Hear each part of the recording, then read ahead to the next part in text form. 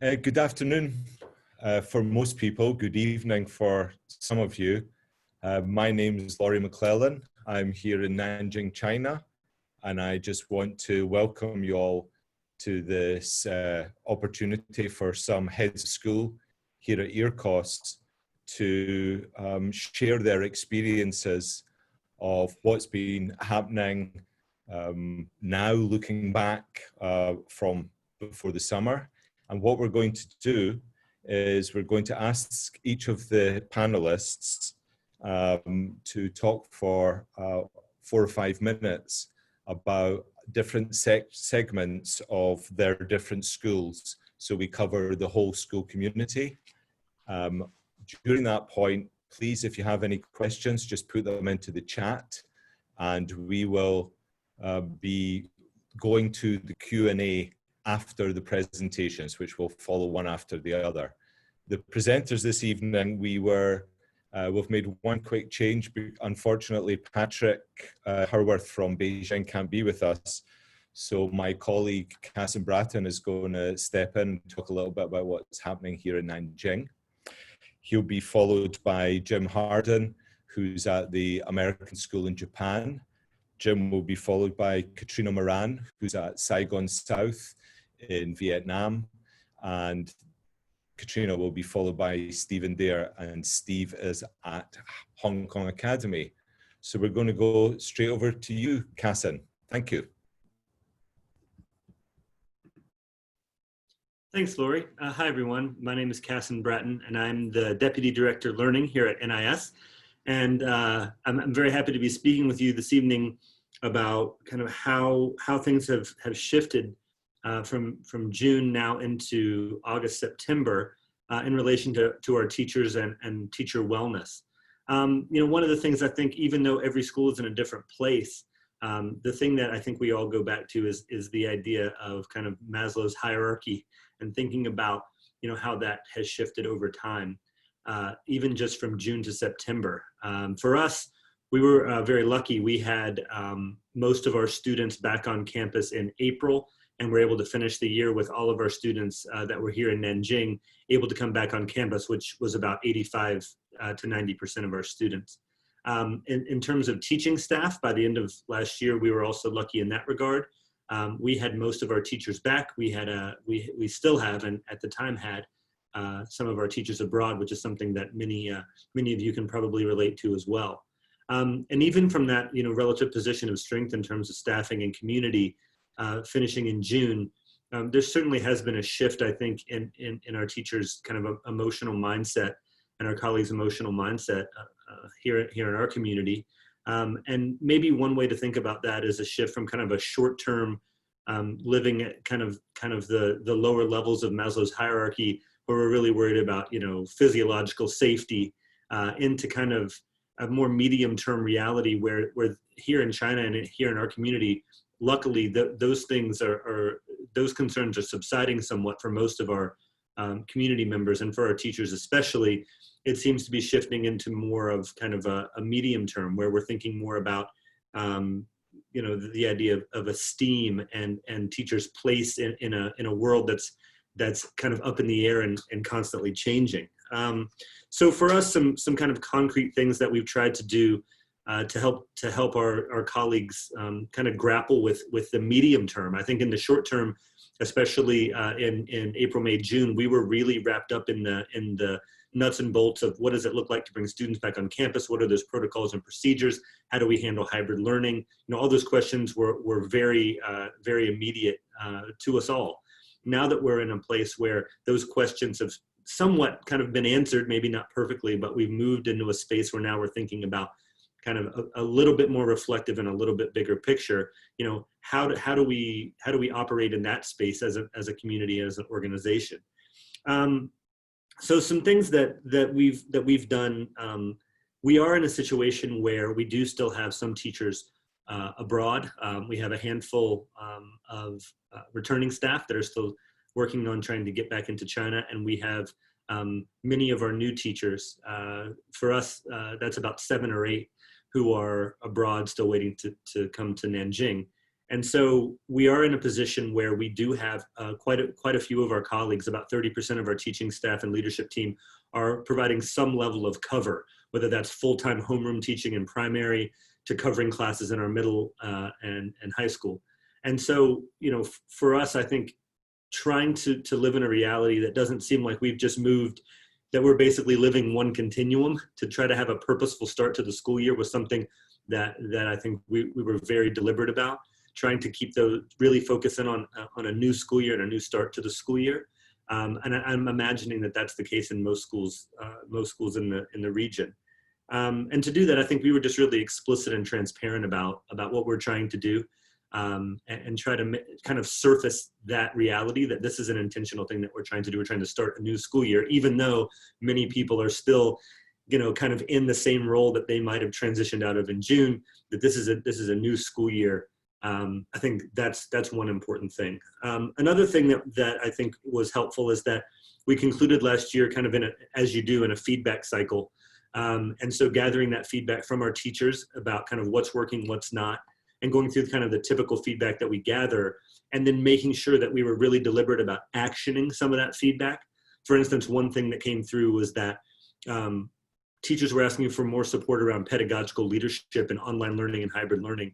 So over the summer, we became a member of a Global Online Academy and have used GOA as kind of a tool to kind of restart our thinking around that priority in teaching and learning.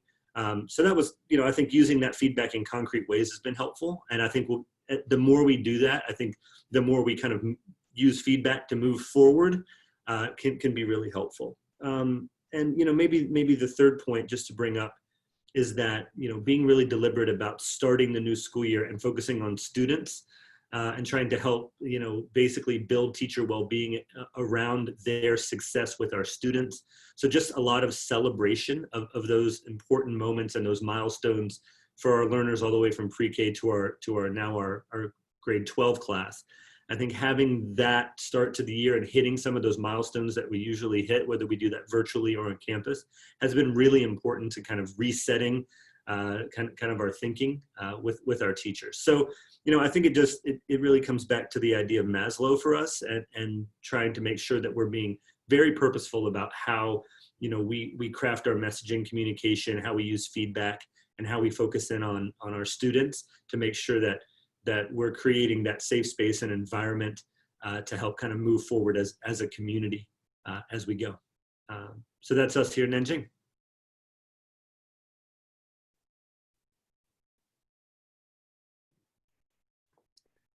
Hi, everyone. My name is Jim Hardin. I'm the head of school at the American School in Japan. Thanks, first of all, for joining us. It's a privilege to be here and tell a little bit about our story. If I were to start, Lori asked us to talk about things that are different since June. Just to give you a little bit of our history, we closed on March 2nd, thinking that maybe it would last for 3 weeks into our spring break. And then several months later, we were closed for the rest of the year and never had students back on campus except for our graduation. So I think the shock of that, the real unexpected way our spring ended, really created a lot of excitement when we were able to reopen for students 4 weeks ago. So we're now in week 4. What I would tell you about the model that we're in or where we're at, basically we're in something we call our hybrid learning model. So back in May, we shared our roadmap document, which all schools have, with our parents, with our full community. And we announced at that time that our intention for late July, early August was to confirm the decision about the model that we'd start the school year in. So we leaned hard over the summer into what we call our hybrid model, which the crux of it is to reduce student density by about 50%. So I won't go into the details of that, but essentially what we have here on our main campus is about 50% of our students here on any given day. And the rotation and the cycles work a little bit differently. What I'd share, similar to a couple things that Casson just shared, our students were just elated to be back on campus. I think most schools around the world, just like us, did all that we could with distance learning or remote learning or whatever you called it. but it was a long 3 or 4 or 6 months, however long you were actually in that, and we learned a ton. What we most learned was that interaction between students and teachers is just really essential to everything that we do, and we're really determined to open back up. I thought I'd share with everyone, so I was asked to talk a little bit more about the student experience. So we recently, just in the last day or two, have started to do kind of some of our surveys. So what I'm sharing with you right now are surveys that we took in. This is a dashboard that you're looking at. Right now you're looking at our faculty, but I just wanted to point out the wellness scale that you see right here. Also in this dashboard, we have surveys from our parent community. We have a survey asking perceptions of whether our parents, how they feel about going back to face-to-face learning, or if they prefer to stay in a hybrid model. So that's how the dashboard works. I was going to take you actually here to the hybrid model. So Lori asked that we talk about maybe 2 things that really are different from June to where we are now, and things that we focused on. So if I were to really boil it down to what we're trying to do differently, it's probably really around making sure that we understand the student experience and wellness in particular. So if you look at this data, you can see one of the things that we really wanted to know is how students were doing with the health and safety side of coming back on campus. Did they actually feel safe? Did they feel secure? We put a whole lot of effort into everything around, creating as safe of an environment, as healthy of an environment as we possibly could. And I know that every school in the world did the same thing. So this data was actually really, it was exciting in the last couple of days, because all things considered, you can focus pretty quickly on the negative, but we realized that most of our students actually feel really good about coming back on campus and really safe. And not just the extremely safe, but also the quite safe somewhat. Nice thing about our little dashboards here is they give us the ability to go pretty quickly into really kind of understanding the student experience and seeing what all the students who answered slightly safe, what they actually need. So you never know when you're doing a Likert scale based on numbers, like if everyone has the same calibration for what a particular answer means. But the nice thing about this is it gives us a little bit of color in terms of why students answered slightly safe, what that actually means, what are the things, the patterns that we need to look at within that. So that first question of, how do they feel in terms of safety was critical. I mentioned, so what are 2 things that are different between June and now? So we leaned heavy into well-being and health and safety. But the other thing that we leaned into, just probably like every school in the world, we made plenty of mistakes with our distance learning in the spring. I think the thing that we're proud about is where we started on March 2nd and where we ended on June 6th was completely different in terms of how we evolved the model over time. And that was largely because of a lot of the data that we had taken. But one of the things that we wanted to do kind of within our broader community is to create a very clear difference in people's mind between the term distance learning and off-campus learning. So as I explained, our hybrid model, kids are basically on campus 50% of the time, off campus 50% of the time. And we wanted to make sure that in terms of expectations, both from students, but also from parents, that it was really clear that how we were defining the off-campus learning experience was very different from what we meant last spring by distance learning, so that the expectations would be a little different there. So what I'll show you next then is this question. So how positive or negative has your learning experience been in the hybrid model since the beginning of June? So the nice piece of this is it's not all rosy. Obviously we have some negatives, or the experience hasn't been as strong. But when you really dig in and you consider that this percentage of our, we laugh on the leadership team as we looked at this earlier today. I'm sure many of your schools are the same time. The truth is, this is about the happiest data I think that we've ever seen at ASIJ from students or from parents. So we were actually a little bit excited because it felt better than some of the surveys that we give where you're kind of down in the dumps for a little bit after you take that data back. So the nice thing about this is also, you know, parents tend to have a narrative about what the experience is like. And generally what this says is our students have adapted to hybrid learning, and it's going pretty well. So we're pleased with that. And then really to the point that I made a moment ago, this is how connected are on and off campus learning expectations in terms of how that cycle works. And that's one of the things that we really emphasized, again, the difference between distance learning and off-campus learning. So we were pleased by this, in fact. Obviously, we love to see more blue, but sometimes you're satisfied with the quite connected. So the connection in terms of use of time and the nature of the learning experiences in terms of moving from what happens in classes, in person with teachers, versus what happens off campus. So all of these dashboards that I'm showing you have been pretty useful in terms of our adjustment and our kind of understanding where we're at. I'll show you one more piece of data. You saw it briefly on the faculty wellness survey. So we're doing the same thing with our faculty, obviously, but I won't talk about that right now. So we also have dashboards built for all of our students really around student wellness and how they're feeling, their well-being. So all things considered, this too is, as the start of the year, we're pretty happy with kind of where we're at. We know that we'll keep working to do better, but all things considered, this data on student wellness looks a whole lot better than where these kids were last spring after almost 4 months of distance learning, just in terms of where kids are, their happiness to be back on campus. A lot of the social emotional data that we take in indicates that all things considered, I think we're off to a pretty good start that makes us happy. So thanks for letting me share. Catriona, I'll turn over to you.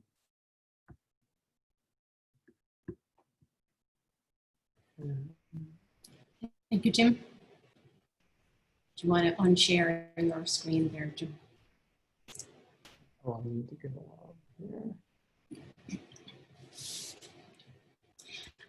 Thank you everybody, and thank you for having me here this evening to share some of our experiences at Saigon South International School. So I'm the head of school at SSIS, and we were among the fortunate few to be able to return to school this August. So we count ourselves very blessed. And it's interesting, just last week, I had a kindergarten parent ask me in the morning, Dr. Moran, do you think I'll be able to see my child's classroom this year? And you know, it was such an emotional question from this parent, and I had to say, I hope so. And in Vietnam, our parents are not allowed on our campus at this point in time. So I couldn't say for certain that she would see her 4-year-old's classroom. And that's a very tough thing for parents. And what I'm going to talk about here tonight is parents and some of the things that we bear in mind in our communication with our parents. So going back to June, if I were asked that question in June, I would have said yes, absolutely. Because in June, Vietnam was doing really well. At that point in time, we had been without any community spread for 99 days. So we were feeling really positive about the end of the year and looking forward to the new year. And then we had an outbreak during the summer in Da Nang. And it was very humbling for us because it reminded us that no matter what precautions you take and how careful you are as a community, this can happen anywhere. And so it made us then, and made the government be very cautious at the beginning of the school year and put more restrictions in place. So then in terms of parents, last year our parents were very supportive. They told us at the end of the year they felt that we had done a good job in our response to COVID-19 and to what we call virtual school, and they felt that we had responded very well. We had put all of our resources in place. We had listened to their concerns, and they were very satisfied. But now coming back this school year, they know that our response is not an emergency response. It is a planned response. It is the way that we're moving forward as a school. So their expectations are higher, much higher. And their expectations are higher at a time when they have the least amount of physical contact with teachers and with the other classmates and with the coaches and with all of those people who are impacting their children's lives every day. They have the least amount of physical contact that they've ever had before. So we have to bear that in mind when we're working with our parents and keeping our parents as partners. And so, so there's a few things I want to talk about today. I call them the 4 C's: the compassion, communication, clarity, and then building confidence to the company. And so the compassion part. We try to imagine what it's like for our 227 brand new students who are coming on our campus. They've never been on the campus before. It's their first time, and they started off the first school day. And every one of their parents and all of our parents, none of them can get on the campus. So these new parents have never walked on our campus except virtually. They don't come inside our turnstiles. And so that's really, it's important for us to consider how emotional that is for them, because what they're experiencing at this point is a loss aversion. They're experiencing that sense of loss that comes from not having this experience at the start of a school year that we've always had, that parents have always assumed, that educators have always assumed would be able to engage in at the start of any school year. And they're not having that experience. And particularly for those with younger children, that's very difficult for them. So we'll see them in the morning at the gates. We'll see them, I want to share just a few slides here. We'll see them in the morning. We'll see them in the morning at the turnstiles as they send their children in, and we see these 4-year-olds independently walking through the turnstiles and taking that long walk down to the early childhood classrooms. And they're doing it very well. They're very independent. They're doing fine. And then the parents are the ones who are waiting there and who are then hoping to get some information from each other, or some collaboration with each other, some partnership from their other parents. And that's me out there with the parents in the morning. I use these opportunities to interact with parents and to be very visible. We have teachers on duty at the 2 different sets of turnstiles, just so that we make sure that we're not ignoring them. We're aware that this is not the ideal situation for them, and we want to connect, we want to hear from them, and we want to listen to them, and we want to keep that connection. So visibility is very important when we can do that. And that visibility with parents is either outside our turnstiles, outside the campus, or it's virtual. And so we have to double our efforts with that visibility and bear in mind that we want to be aware of the emotions that these parents are feeling, and compassionate is the word I use to describe that. So we understand. Then the other is communication. We have never spoken so much about communication as a school. We have a communications office, but communication, I'm assuming it's the same for all heads of schools and all administrators. It became at least 2/3 of the work that we did the last couple of months of the year and starting this year. Really understanding, articulating, and then communicating well. And for me, I've never enjoyed being on video. I've never enjoyed being recorded in the face-to-face virtual environment. And I had to embrace that. And our teachers had to embrace it. And we had to all upskill on Zoom and all these other platforms so that we could do that effectively. Because it was the only way we could communicate with parents for that last couple of months of the year and starting off this school year. And so as we thought about back to school, we couldn't have our parents on campus for our back to school night. And so our teachers created pre-recorded videos, and our principals had Zoom face-to-face virtual meetings. But it wasn't enough, because that is sharing information. What they were missing was walking into that classroom, just having that meet and greet with the teacher, sharing a little bit about their child. And so particularly with our early childhood children and all of our elementary children, we set up a Google face-to-face meeting with each teacher. And so that parents could share their hopes and dreams, their fears, their worries starting off this year.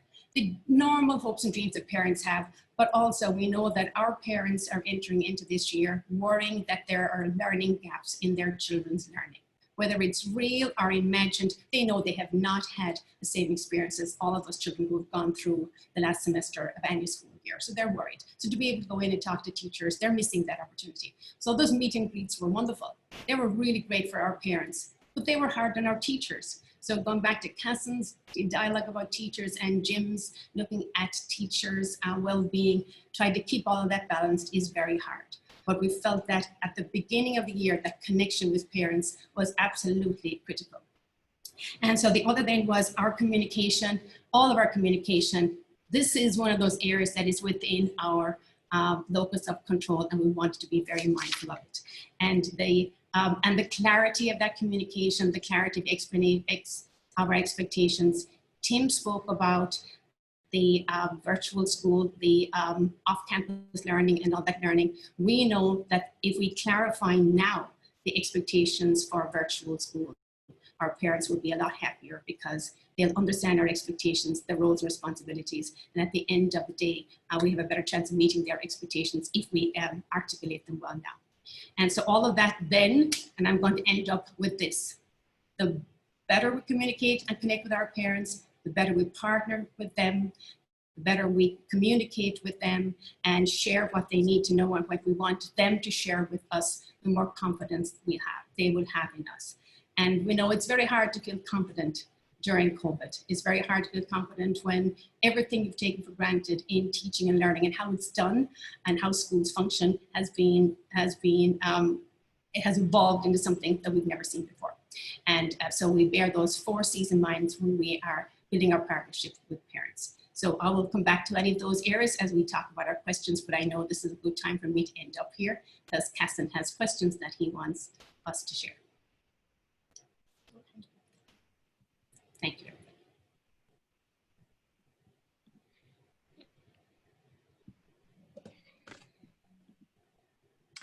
Hello, everyone.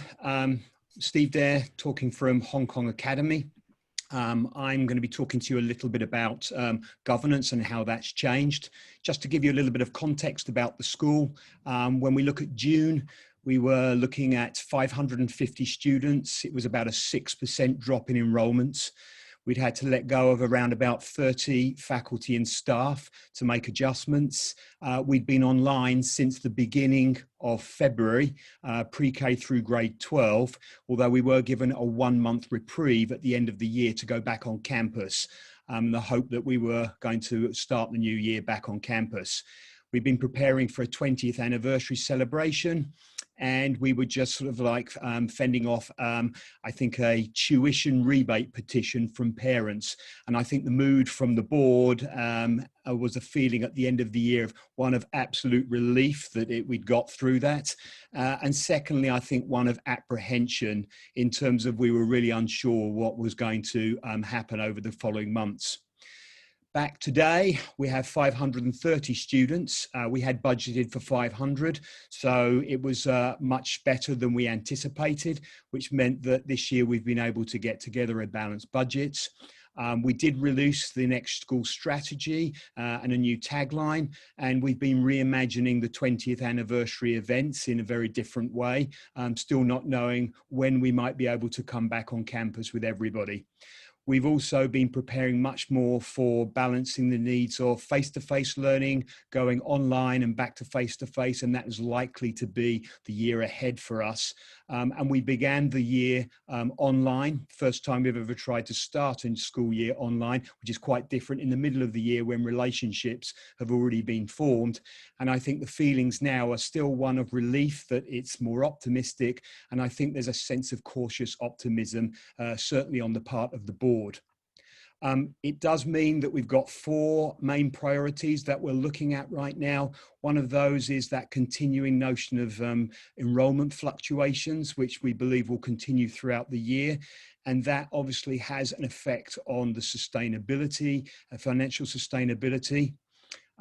We're also looking very much at the notion of identity and purpose. And as we go through these sort of reacting or responding to different things, it's that notion of looking at the long-term piece, remembering who you are.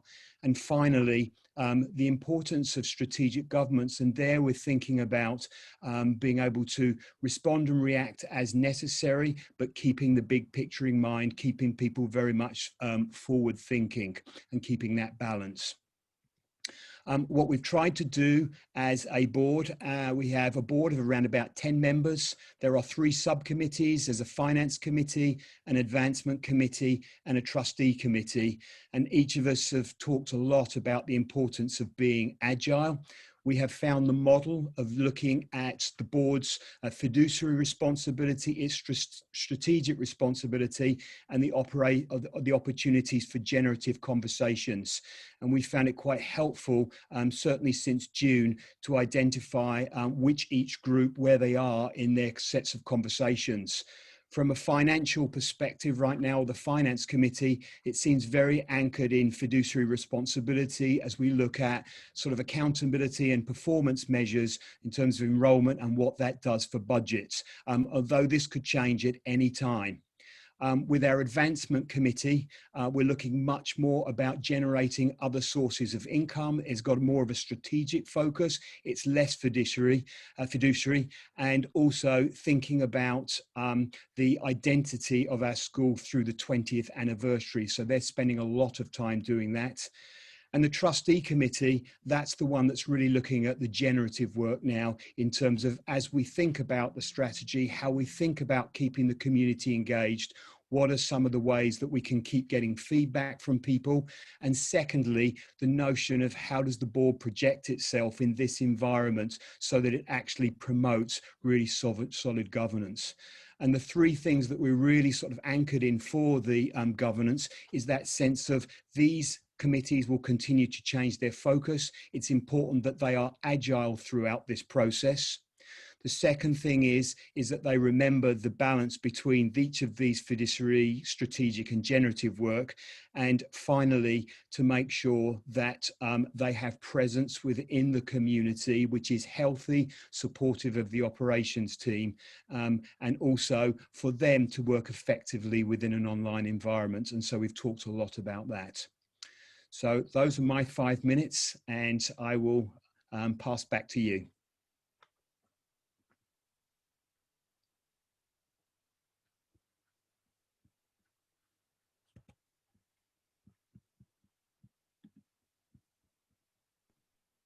All right, thanks, Steve. Appreciate that. I think that maybe kind of as we move into the Q&A, a couple things for our participants. So one thing is we would love some additional questions. Our panelists did a fantastic job kind of hitting the mark, I think, in terms of their focus area. Next steps might be to add any questions to the chat or the Q&A that you're interested in while you have these esteemed heads of school available to you. But Steve, I wonder if we could take that governance piece and maybe spread it around a little bit to the other panelists, because that might be an area where, as I kind of look through our attendee list, that might be an area where there might be some further interest. So maybe we could maybe start back with Jim. So Jim, maybe just could you spend maybe 2 or 3 minutes talking a little bit about kind of governance and maybe just pick up kind of where Steve left off, and then maybe we can move to Catriona and talk a little bit about that while we generate some more questions. Yeah. So I guess I'd start with just, I'm blessed these last few months. I've got a great board who's been behind me every step of the way, totally understanding, supportive of the school. Virtually anything that I've told them, they've been there to support and been really great advocates, you know, within our parent community as well. But we have a really challenging decision coming up, and that is, are we going to shift from our hybrid model into face-to-face? The reality is we don't have government cover, so to speak, saying that we need to be closed or we need to be in a model as conservative as the model that we've selected. We just have a different context from a lot of schools that kind of begins with the fact that 85% of our kids take a bus out to our campus every day. So we did want to find out what our parents were thinking. So I'll give you a little bit of data, which I intend to share with our board. don't share every survey that I get with our board, but this is actually one that I intend to, because I think it's kind of interesting for a few reasons. So you see there, basically what we've asked, and this is both parents and faculty, but this particular one at the top, this is our parent community. So this is where I have great sympathy, I think, for our board and for the question, because, you know, obviously boards have that fiduciary responsibility of doing what's best for schools, not just in the moment, but also, you know, for 10 years down the line, reputation-wise. And you can see really how split our parent community is. Obviously, we have these two groups of parents who are excited. Let's go back to face-to-face. Infection rates in Japan are very modest, even very low. But we also have 182 families who say, we're not ready, we're nervous about it. So you can see this graph over there that kind of gives you a quick visual of really how divided our community is. So with respect to governance, these last few months more than anything has taught me really that critical importance of the relationship between school and board of directors, and really, I think, honestly, how blessed I am to have a really great board.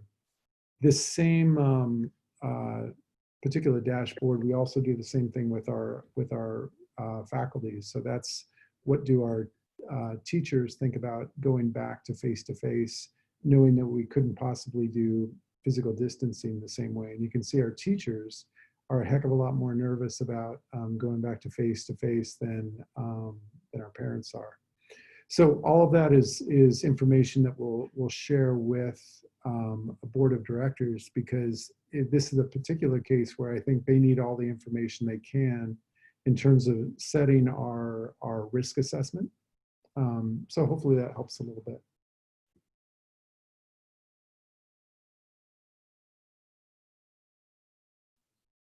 Thanks, Jim. Catriona, do you want to jump in and kind of keep going? Sure.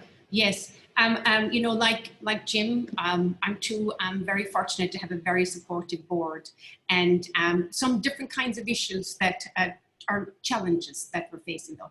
And I mentioned that we did a really extensive job communicating with parents last year, and they were very supportive, and we have a 93% retention rate of students, and we actually attracted students from other schools, and that was really fortunate because we didn't anticipate meeting our enrollment, and we ended up exceeding our enrollment. So we're hoping that, you know, to keep moving forward in that direction, but you can't rely on it because, as somebody mentioned, that fluctuating enrollment is something that we have to worry about. And so I am more risk averse than our board. I am more conservative than our board, actually. And at this, and when this is my third year at the school, and when I was hired at this school, one of their goals was to expand the school. So we have been working on a master plan for the school. We have 5 phases. We have just completed phase 1, and in, you know, sharing that with parents. And not only were we dealing with COVID and making sure your children had a good experience, but we're also enriching the program, adding programs, adding classrooms, and so on. And that's just phase 1. So the board is anxious that we move ahead with phase 2 and then phase 3. But when I look at what may happen with enrollments and what may happen over the next couple of years, I'm reluctant to move forward too quickly. And so I think those dialogues now with the board and that sense of security with budget and with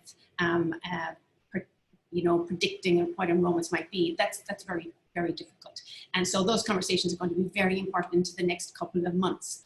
And we're moving forward with the master planning, which is okay, but it's then investing in expansion at this time. It's a bit nerve-wracking. But in terms of the board, our board is extremely supportive. I just hope that we can have the same sense of comfort level as we move forward with our ambitious plans for the school. So that's what we're doing. Thanks, Catriona. That was kind of a nice way to wrap it up and think about how we're moving forward with our boards. Yeah. I want to kind of circle back to something that has come up in the chat a couple times since we've been talking about governance, which is PD, which is, you know, that essential element of board training that is kind of shifted a little bit, or at least the way that schools are approaching that. And for that, I wonder if I could just bring Laurie in. So Laurie McClellan, for those that are new to the webinar, to the chat, he's the director of Nanjing International School, and he's in the office right beside mine at the moment. And I'm just like to bring Laurie in because he recently held a board training. So maybe Laurie, you could talk just a little bit more about the PD, and then we'll shift to some of the other questions that are appearing in the chat. Yeah, just very quickly, I think one of the things about our board retreat is usually such a social event.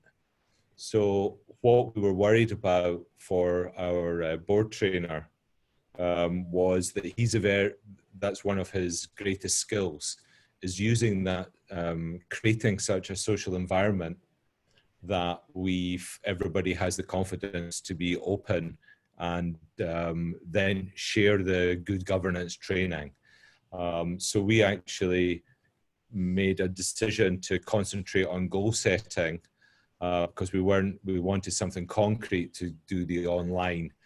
So we got one good part of it, one part was kind of missing, but what he did is he followed up and did an individual session with each of the board members and then reported back to the board chair and myself about how that went. He gave us all the salient points that came up, and we've realized for the future that we perhaps have been missing the individually directed stuff with board members who are at different stages in their governance experience. So that conversation for someone who's very new to board governance is different from someone who's maybe come from another school or has been on our board for a number of years. Just before we go back to that other question, because I think Steve mentioned that he's been involved in some board training. I'm just wondering if you're feeling that there's a gap in that social team building aspect, and how as school heads we can kind of take that responsibility back, if you like, with some coaching from whomever we use as our consultants for governance. Yeah, every year we've done board training. We've had an external consultant to come and work with the board. We've also attended, a number of the board members have attended the workshops that were set up in Hanoi. We decided this year not to do online training with the external consultants. And I think what it's reinforced is that you can't just keep your training based upon those two events in a year. There are things that you've got to be constantly working on with the board. And as you talk about building those relationships and keeping on coming back to what good governance is about and building those into your board meetings. So we do a lot of that.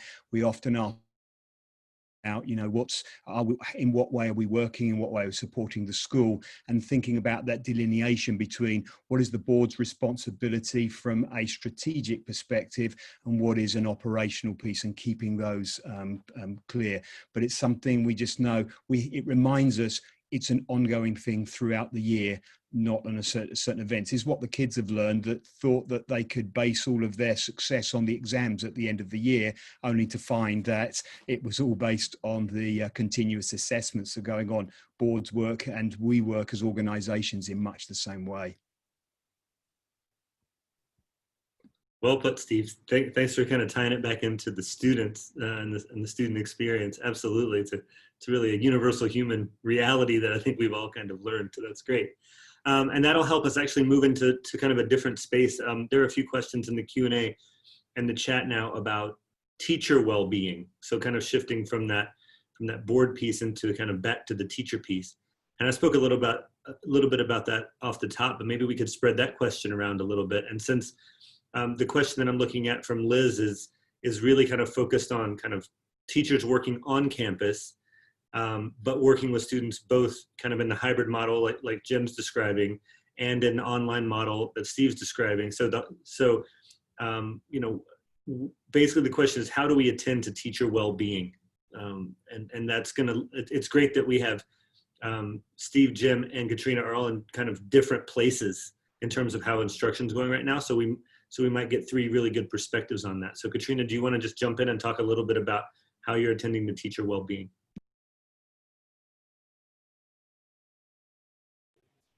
I think we have to be really concerned about teacher well-being. I think we are dependent. Everything depends on our teachers' ability to be able to connect with students, to be available to students, to work together, plan together, collaborate, and do all those wonderful things that they do. So I think it's a very important focus for us as leaders. We need to really consider how best to help them. And I love the surveys and that many of you have shared here. I think that's very important. And I think we have to do it regularly enough so that we can get feedback from them. And we do it about every 5 or 6 weeks. And then we process that and we feed back. And one of you said you action, I think Cassin, you mentioned yourself that, you know, you take action on the feedback. And I think that's very important. And I think a huge part of it has to do with, I know for our teachers, they want to know what's happening. They're going back to the communication with parents. They want to know, they want it told like it is. They want to know what they can expect. They want, when circumstances are changing, that we acknowledge they're changing. We acknowledge the loss. We say, okay, this is how we're going to work together to deal with it. They really want to be involved. They want to be involved. They want to be listened to. That's why the surveys help. And they also want to see the head of school face to face, their principals face to face. They want to know that they understand what's happening in their classrooms. So I think there's a lot that is, it's, you know, heavy on the shoulders of principals and supervisors and heads of school these days, because we have to take care of our people.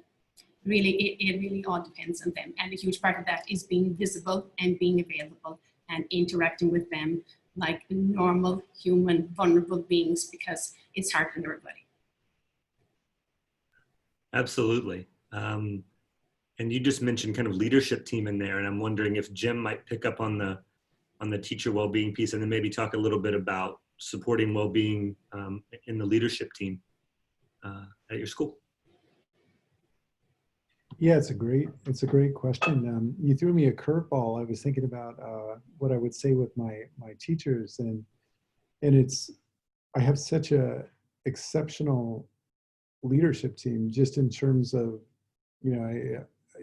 first putting students' needs ahead of their own, but then also that deep care about our faculty and our staff. And partly, I have to be honest, I'm not sure we do enough to take care of ourselves, and I'm probably not a great head of school in that. I'm not always the best model, I have to admit.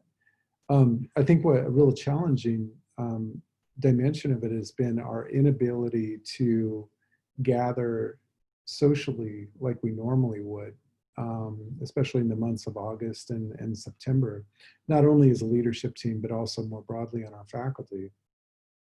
But I think what we're doing well, we have a number of new leaders on our leadership team this year.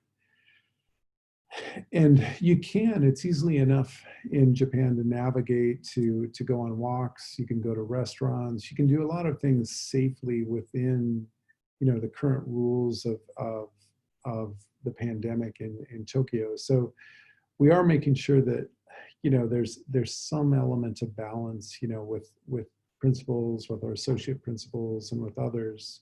At the same time, I think I'll take this conversation as kind of a challenge to circle back to that tomorrow, because I'm not sure I'm doing everything that I possibly can there, given the worry about teachers. So thanks.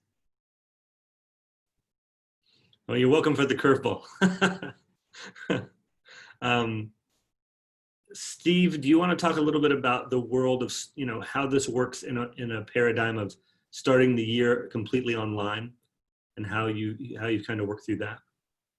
I think one thing to think about on well-being is that we have noticed since February that there's been shifts in priorities, particularly from the kids, particularly from the faculty. And our initial phase was very much, oh my God, how are we going to get all of this stuff to work? We've never done this online. It was very, very technical. And I think that once we'd moved beyond that and people saw could do that.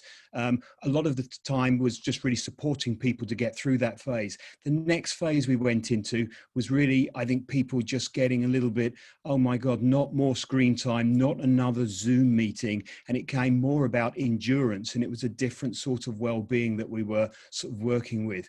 I think now it's actually become much more about the fact that people can't travel. It's really focused much more about their families, the fact that they can't go back overseas and they can't visit people. And as you get one or two people that are dealing with family illnesses and things of that nature, it surfaces very, very much. What we've learned through this process is that when we are going through such change, is to provide anchors or structures for people. And we found very helpful throughout the process to use everybody safe, everybody supported, and everybody successful. It's just been things that we've hung everything on. And at the beginning, it was thinking very much about the safety, all about wearing masks. How do we keep the campus safe? How do we provide flexibility for people sort of like to work between home and between school?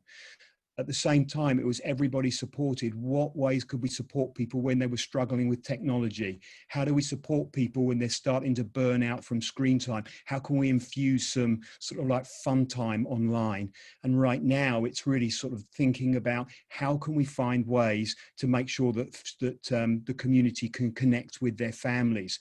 So we have a quarantine period of 2 weeks if you come back into Hong Kong, which means that it's very difficult for people to travel overseas. If, for example, we've got a 3-week December break, that means they might be able to go for a week if they're lucky, and then they've got a quarantine for 2 weeks. So something we're looking at the moment is saying the first 2 weeks of January will be online regardless, so that at least people could come back and quarantine, run classes, same for families and same for students. And I think those are the sorts of things that we're just trying to do to keep people. This is an endurance and a marathon right now, and it certainly doesn't look as if it's going to change anytime soon. So any way that we can support, we will do that. And that will at least allow people to be successful, because teachers being supported, teachers feeling happy are going to actually make a difference with the kids in the classroom. And ultimately, that's what we're here for.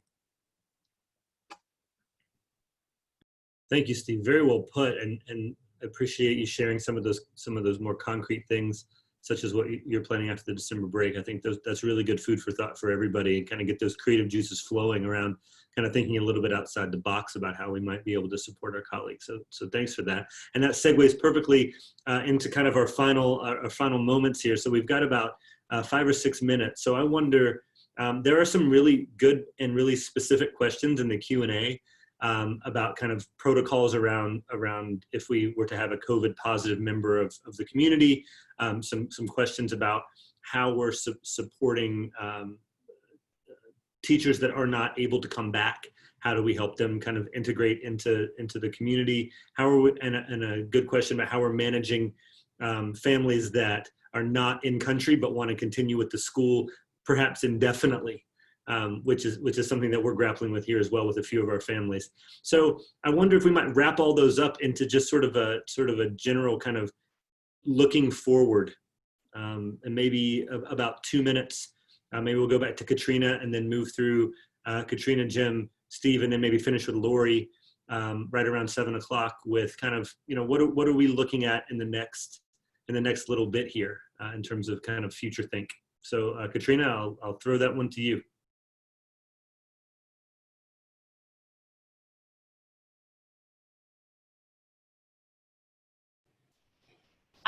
I think moving forward, I want to say that we've got to take care of ourselves as heads of school, as leaders. I want to say that first, because if we don't take care of ourselves, we're not good models to everybody else.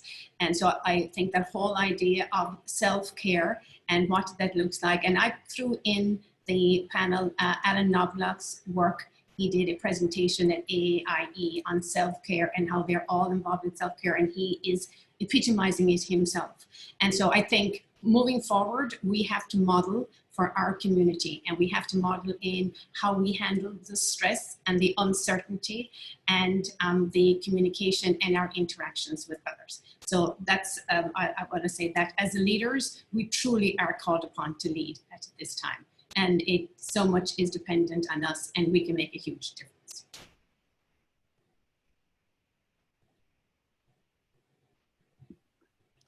Yeah, I guess what I would add, right now I'm thinking a lot more about a little bit further down the line and the winter holidays in particular. So I think what's been really difficult for faculty is 98% of my teachers stayed in Japan this summer. And what that means is their normal routines, their connection to family abroad, they haven't been able to have some of the normal routines and do some of the things that they normally do. And that's something that I'm concerned about. So one of the things it's the rules for getting back into Japan right now are relatively clear. So we're considering, maybe we declare the first 2 weeks of January to be full distance learning, something like that, giving the people the ability to get back into the country, but then have a quarantine period. Trying to find some sort of opportunity for our staff just to have the ability to reconnect with family abroad, or those kind of things, I think are what I'm right now kind of concerned about.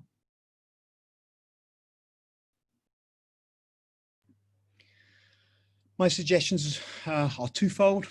And the first of those is that when we started with COVID, I think there was an attitude of let's just wait and see, and normality will come back very, very quickly. So we'll just put things on hold. What we've learned through this is this isn't going away. And I think we've all found ourselves to be extremely innovative. We've been really creative. And I think that we're not letting this sort of like make things stop still. We can reimagine things. We can keep a sense of new normalcy for people. And I think we should just keep that very much in mind. The second thing I would say is this, is as leaders, we always have to try and share optimism, a can-do attitude, that we can get through this, and we sort of like rally the troops. And I think it's okay at times to turn around and say, this actually sucks at times as well. This isn't what we want. And being able to be honest and just be able to say that, sometimes it's not been such a great day. But and so that people can see you as human and understand that as much as you want to see optimism, that it's okay to say it's tough sometimes.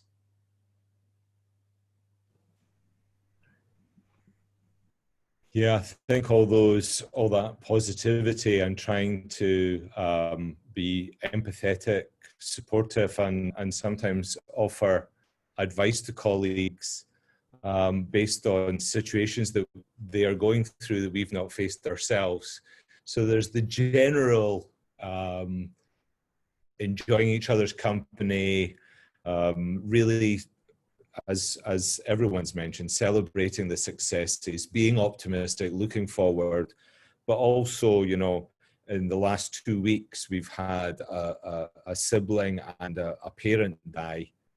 Trying to sit down and help people through knowing that they can't go back to a funeral, and just extrapolating that out, and just always being aware of the vulnerability that people feel around them, and an open, honest, empathetic way of dealing with our colleagues is surely what we would like for them to do when they're supporting children.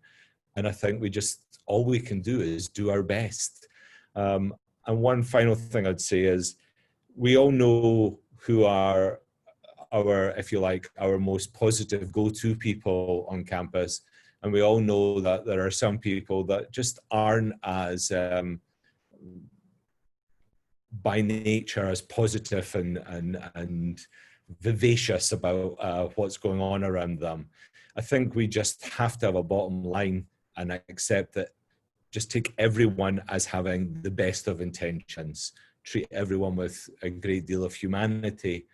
And things, it's extraordinary how we get used to things, but as we get used to things, we should always be looking at the next horizon, and that horizon always has to be something positive, because we're learning all the time.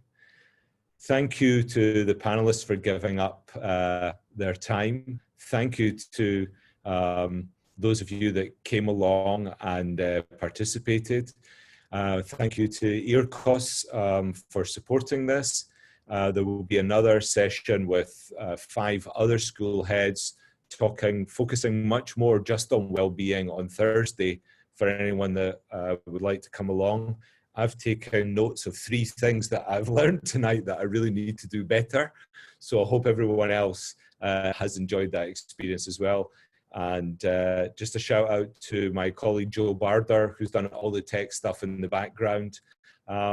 Enjoy your evenings. If the panelists could stay on for a little bit of feedback at the end, and to the participants, thanks for coming. We're done.